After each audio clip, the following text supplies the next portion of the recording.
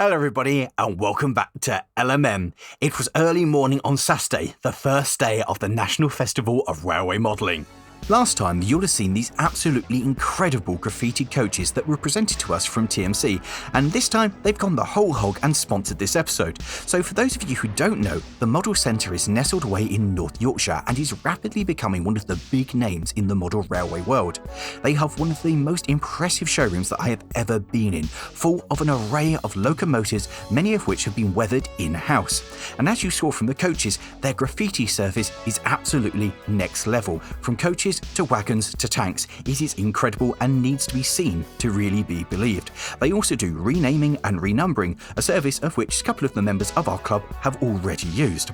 And right now they have their Christmas sale on with some absolutely incredible bargains, and I couldn't shoot this section of the video without going and buying something myself. So go do the same thing as I and use the affiliate link in the video description to make your purchases. They're all super guys and a huge great thanks to them for sponsoring this video. And with that, we just walk through the doors. Hi. So this is the calm before the storm. We have got about an hour before the show opens, of which it's breakfast time, but it's amazing. Now most of this is set up, and I say most of it, there's still some things being built. To see everything, the sheer scale and size of this show, without there being people about. Turning up and seeing our modular assembled was an amazing feeling, and we soon busied ourselves loading the traversers. Morning, gentlemen. Hello. It's exciting. We're getting ready for the show, and it's awesome. It didn't take long to load the traversers with locomotives and stock that had been tested yesterday. This was going to give us the best chance at having a problem-free running session, at least from a locomotive and stock point of view. The next stage was to have a look at the track, because we'd not cleaned it yet, and our friends over at Deluxe Materials had given us a product to try out with the promise that it would give us problem-free running. Clean off excessive dirt, start with the track rubber. Yep, I'm on that. Cleaning. Then apply Track Magic with a sponge applicator. Which is included. That's it. That's it. Wipe on or wipe off? No, you put it on. That's it. Let's get it on before breakfast before the show starts. Yes. I'm cleaning the railway. I've not done the fiddle yards, but It's quick ready. yeah. I was just doing it before we put the stuff down, so it's not a good clean. It ran fine yesterday, but it says clean track first. And whilst I worked tirelessly to clean the surprisingly dirty track, Deej poured out the right amount of the magic liquid and started to apply it to the tracks. And that apparently would give us problem-free running from the railway. This, coupled with the fact that it ran pretty well last night, meant we were going into the morning feeling pretty confident. And as we progressed along the modular, Deej and I transformed into a well-oiled track cleaning and conditioning machine. Meanwhile, Lozz put the final touches down on his museum module, including actually assembling the museum building. The show is going to start soon. Everything is set up. Got the trains all on there. We're just doing some track magic stuff to hopefully give us non-stop running with no issues. And now it's time for breakfast, because as exhibitors we get given these, which is one for breakfast, one for lunch, and then one the same for the next day. So we're going to go do that, and then the show begins, and we are so excited. Breakfast time, sausages with bacon. It's really weird to be able to walk around like this space here at the NEC, something so massive with nothing in it. Makes you feel very small and realise what a big building it is, because behind me, behind those buildings, that's where the show is. So it's about half the size of Hall 5. Considering previous shows we've been to, breakfast had been just a bacon roll, we were excited to sit down and have breakfast together. It's a breakfast. On our way back, we called in at my friend Tom. Why? Oh, you stole stuff. Oh, that's nice. Look, stealing is wrong. Okay. Well, so if we do that and stick it, and then we can write like that, and then it's not stealing; it's forced advertisement. Nice. We've got another wagon like that, haven't we? Nick's got one from the same set. So this is my friend Tom. He's got a YouTube channel, also makes some really cool kitty stuff. So there's lots of 3D printing, has some amazing buildings actually, and lots of it comes from TTT and Mr. Porter and that stuff. And it's kind of cool, and these are cool. And there's some Dad's Army coaches? Vans. Which is the latest thing you're doing, Tom? Dad's Army stuff? Yeah, and the latest thing is the N-gauge version. course not. Thus, another item of stock turned up on the modular, and then it was time to position ourselves behind the layout and start running trains, because the show had now started. Because we needed 6 people to operate the modular, and there were quite a few of us, we were taking it in shifts, which was pretty exciting, and it meant that every time we swapped over teams working the railway, the rolling stock would change as different people wanted to see their locomotives out, which meant there was always a varied amount of locomotives and stocks working across the layout, including the amazing coaches that TMC had made for us, which spent the entire weekend traversing back and forth across the layout, creating a stir of interest amongst the gathered public every time they went past, and we really enjoyed the reaction that these had. And of course, if you do want to find out more about these, click the link in the video description to find out about the graffiti service that TMC can offer. It was great to be able to see different locomotives out on the layout, from the old engines of mine from the 80s to more modern stuff, and the variation in between to show that this hobby really can be for absolutely everybody. Leaving the others in charge of the modular, Tom, Deej and I headed off to perhaps the most important manufacturer of the show, because I had something to collect. So we're here on the Helgen stand because the guys here have got something very exciting to give me, which is like possibly the single greatest thing I think that has ever happened to drop the channel. Probably, maybe. But we just have to queue because it's quite busy today. Hello. Hello, Ben. How are you? I'm all right. How are you? Very well, thank you. Good. I'm excited for this. Absolutely. There you go. First one. There you go. I'm very excited for this.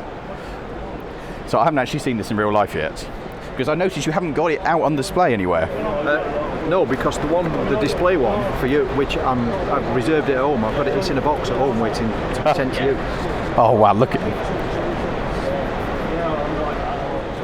Oh, that looks brilliant. Yeah, we're really pleased with it. That's come out so well. There you go.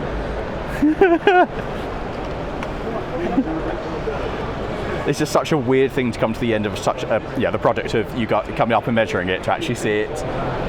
It's really satisfying to see it on layouts or in people's hands once at the end of that long process. I can't wait to get it on a layout.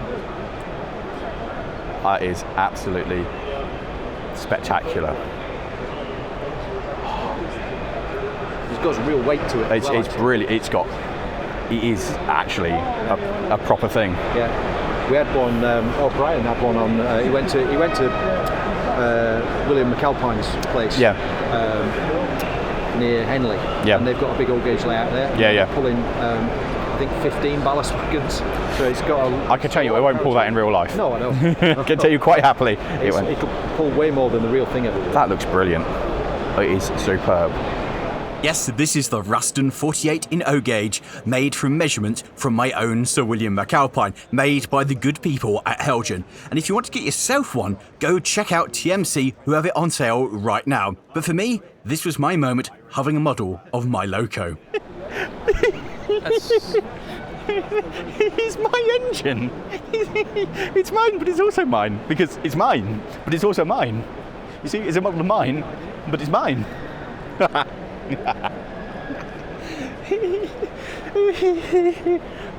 I couldn't wait to get back to the modular and show everybody the model of my full-size locomotive, and I thought that everybody would be excited and enjoy the anticipation of pulling it out of the box. I was wrong. Wow, that's an amazing piece of plastic.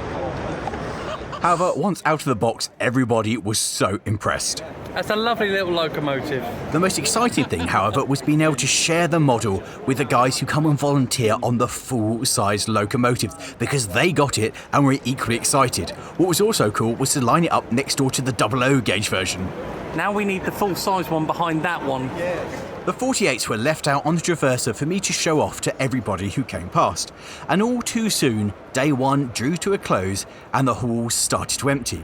However, we weren't done running trains, and that's because we'd invited some of our friends to come and have a play with the modular at the end of the day. First up were our friends from KR Models, who had lent us a Leader and a GT3, so with a little bit of instruction, we let them take over and get to see one of their products in action.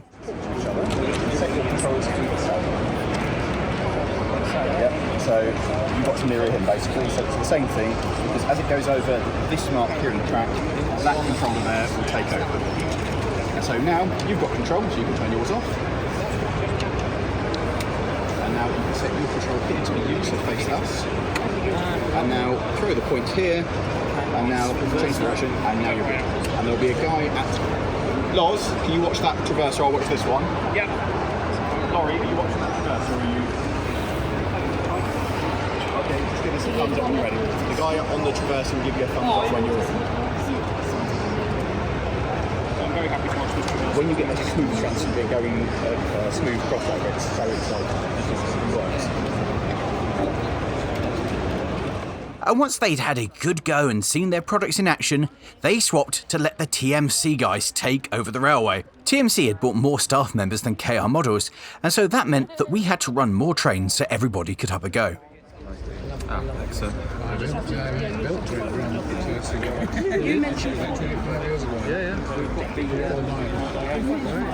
It also meant we had a few moments to pause and relax and see how our locomotives were doing.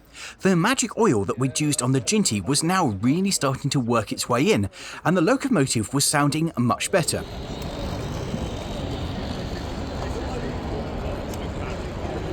And this was good, because I'd been shopping. Now, something I've always wanted is one of Oxford Rail's radial tanks.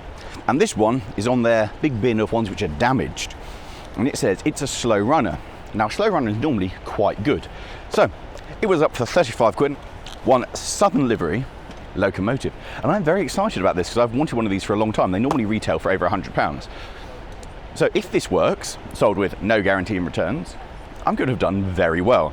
And if not, I've got a very, very pretty, piece of paper, like paperweight. So, let's plug it on the layout and see if it works. Oh, that's very pretty. Oh, I really hope this works. Right.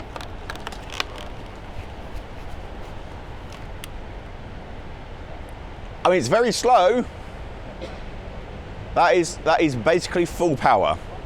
So even though this was a really, really good deal and a super cheap model for what it is, and it does work, admittedly very slow, I'm wondering if this magic locomotion stuff that we've used elsewhere on locomotives on the show will make any notable improvement to its running characteristics, because it's improved other things thus far, so maybe a tiny bit of this will make all the difference as it works its way into the bearings and I won't need to disassemble it.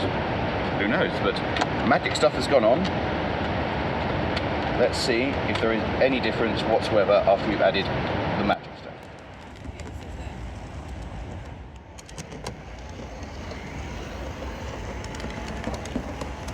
It is speeding up. That stuff's magic. Deluxe Materials locomotive oil made such a big difference to this thing that we deemed that it would be suitable to run the next day on the modular. And as soon as we'd finished testing it with this train, security came and told us it was time for us to go home. So we'd have to come back and try some more with it in the morning. The second day of the show dawned, and overnight, the guys had been thinking and had hatched a rather interesting challenge. Here at the show, as well as loads of layouts, there are of course loads of traders selling all kinds of wonderful railway wares. Now, historically, I've always found shows to be quite expensive and you can find better deals on eBay. However, I got this for £15. It's got working lights. See, that is actually a really good deal because that is beautiful, especially with the working lights. And for the price of the Pullman, they're like 45 quid elsewhere. That's absolutely superb. Absolutely amazing, in fact. But I'm going to try very hard not to spend any money at this show. So we've decided to set him a budget because we need a whole entire train to fill in the layout. So here you are, 20 of your finest English pounds. Go shopping, we want a train. We expect you to reimburse us later. I want that back. A train for 20 quid. Maybe in the 90s this was possible, but at a show, not a chance. But as there's nobody here yet, I'm going to check out the traders. Good luck. There were a huge number of traders to choose from at the show, but I headed straight toward Ellis Clark, where I bumped into Lozz, who couldn't stay away. They have these rummage boxes, and this is where Lozz had got his aforementioned coaches from. And no, Lozz wasn't here to give me a hand with the challenge that he'd set, he was here to see if he could find any more coaches to go alongside the ones he'd already bought. There was just so much railway stuff bundled together here, and you quite literally had to dig through it to uncover the models that were at the bottom. There was so much here and so many bargains to be had. I was really glad that I had somebody else's money to spend. and I managed to succeed in my mission. I got a sausage van because I always need a bit more sausage in my life, a 3-axle tanker, a couple of open wagons and 2 vans and a brake van, all for 20 quid. In fact, I actually got too many items of stock. We can run 3 coaches or that equivalent in length. So the bogey sausage wagon is a coach, which means I could fit in 4 or 5 wagons. It was then time to load them onto the traverser, find a locomotive and see if these things would actually run. Right, so it's rules for this show that everything we run has to be tested before the public turn. So I have a few moments. I'll put Tag's locomotive onto this and see if my 20-pound freight train is going to survive the modular.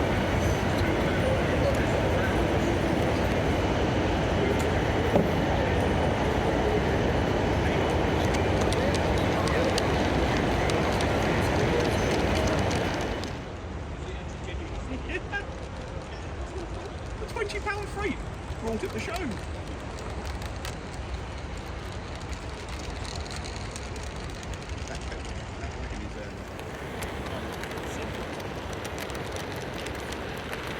That for South Ruston show then. What, as a long? Well, yeah, as part of the video, we need to get some. Do I leave the roof on? However, this wasn't the only new stock that was going to be operating on the modular today. I've already shown you these absolutely stunning coaches that TMC have made for us, with unique graffiti of the LMM logo, the club logo and TMC, which has attracted so much attention over the weekend. Like, these are so cool, and everybody sees them, they're like, oh, that's cool, oh, it's LMM. They are amazing, and I really recommend, if you're at the show, going and checking out the store and seeing them, or go to their website and look at the graffiti service that they do, because it's absolutely next level. However, they weren't finished, because they turned up and said, would you like this Class 31? And we went, what, just to run it? Sure. And they went, no, we like the club, we like what you're doing. Would you like a Class 31? And we were like, oh my, yes. But we're really sorry, we're a DC layout, and this says sound fitted. We're not DCC, we can't run it. And they went, no, it will run on DC. And we were like, okay. Because I've seen some I've seen some sound-fitted DC stuff, and normally it's terrible. It goes tough, or do, and it sounds. It started up before it moved. Okay. But that's making throttling noises. That throttled up. That took brakes off and throttled up on DC. That sounds like a DCC sound loco that's just, and it's throttled up again.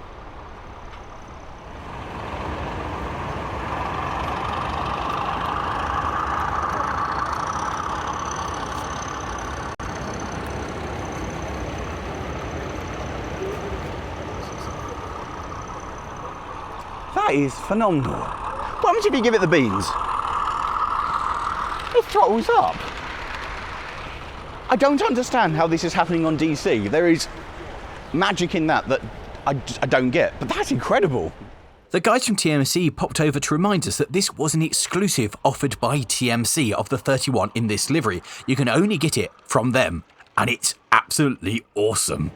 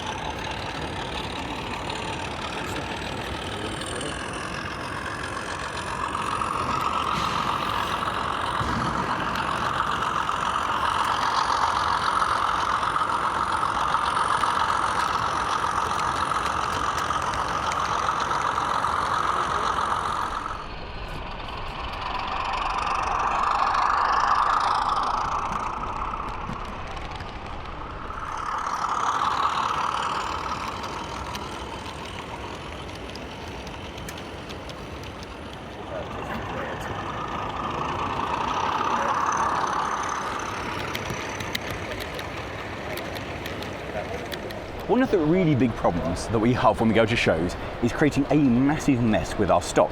Everything comes in locomotive boxes, coaches boxes, or additional boxes wrapped up in bubble wrap, and without any shadow of a doubt, throughout the day, it gets spread out across the tables that we have, across the traverses, and means at the end of the day, everything is missing. You don't know where anything is, and when you want to change stock and move things around, it's a nightmare. But I've got the solution. We're now using these train sporter boxes. Seen them? Train sporters. They're in these useful plastic tubs, and inside them we've got foam with all of our stock wrapped up in these that you just pop out like that. And so when I want them, they're in these little plastic things to protect them, and for operating, all we do is pull it out, put that back in there, and it's done. And then when you're finished with your stock, you just pick it up and put it back in. Now, because we're lazy, we haven't done it. They've got labels on the top so we can put what's in the box. You know where stuff is. And this has absolutely revolutionised this show for us. Everything's together, everything's working, and you just know where stuff is. And once you're finished with it, you take it off the layout, slide it back into the plastic sleeve, and it's just made life so much easier because stuff's not cluttering up everywhere. We know where it is, it's all protected, and they all stack on top of each other. So you just go, oh yeah, we know they're all there.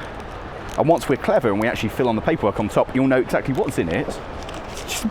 It's a really, really useful and good product, and we're now using it. All members of our club are now buying these and using these because it's such a better way to operate. Towards the end of the show, I finally got a shift on the layout and actually got to operate some trains and run some of my locomotives and stock, including my brand new acquisitions. So busy with real life and other shows, and I just haven't had a chance to deal with it. Of anything. But It's harder when you got separate projects.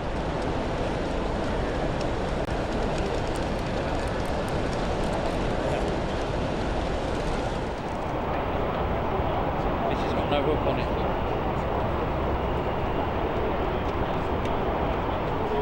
The beans. That's the engine. That's fine. It's a nice space. It doesn't need to go faster than that.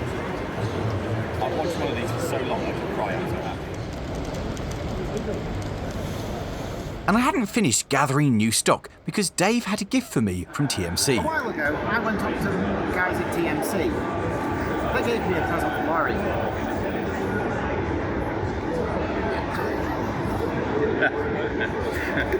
It's a train set I can do on my own.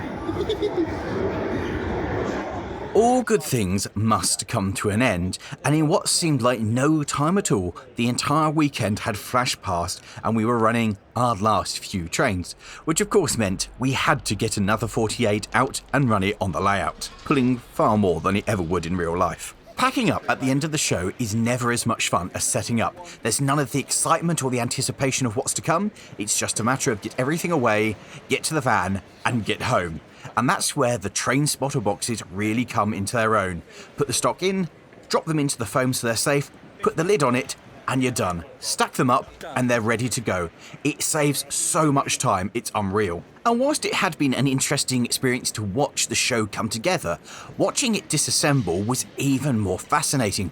The speed of which things were taken down and disappeared was absolutely incredible, because everybody had to be out within a few hours. The whole place was a hive of activity, and it genuinely had a feeling of sadness. The show had been so good, and we'd all enjoyed it so much that the fact that it was coming to an end was genuinely sad. And I'm sure that most people who attend these shows know an awful amount of hard work and effort goes into it. But when you see stands disassembled and the amount that people bring to these shows for the traders, for the guys operating the layouts, it really makes you realise the sheer amount of hours and effort that goes into a show like this. It is phenomenal, and it was an amazing thing to have been part of and to witness. For the modular itself, disassembly is just the reverse of assembly, and by this stage, we're actually getting quite good at taking it apart. There's none of the fine-tuning and adjustment, it's just undo absolutely everything and get the thing into bits. And although this was tinged with sadness, for it was the end of an amazing show, we were so excited and proud of what we'd managed to achieve. This modular, less than a year old, that we, a group of idiots, had built, had performed absolutely flawlessly. We'd had no issues, and it had delighted and amused literally thousands of people. This was one of the longest configurations that we had ever set up the modular in, and it was also the quickest we ever got it all down. And it was such an incredible feeling of the whole team coming together and pulling from the same direction. And in fact, the single greatest challenge was finding where within this sea of vans Lozz had actually managed to park. And once we found the van amongst the 2 million other identical hire vans, all we had to do was load the van up.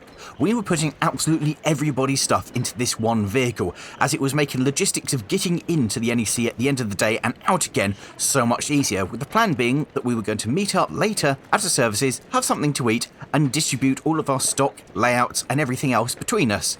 We thought this was a smart move because it meant we were going to be able to get out of the NEC nice and quickly. And everybody really worked hard and pulled their weight. And when I say everybody, I mean almost everybody, because some people feel that rather than carrying stuff, they're best suited to taking a supervisory and organising role. And I'll be honest, I'm very good at that. Thank you very much. Soon, we had nothing left, so we headed down to our friends on TMC and offered them a hand at packing up the ridiculous amount of stock that they had brought to the show. And I don't mind telling you, when you're there helping to load boxes, you really realise just the phenomenal amount of stock that they have. And just like that, that is the end of the show. We are packed up, the van is done, and that's the end of this video.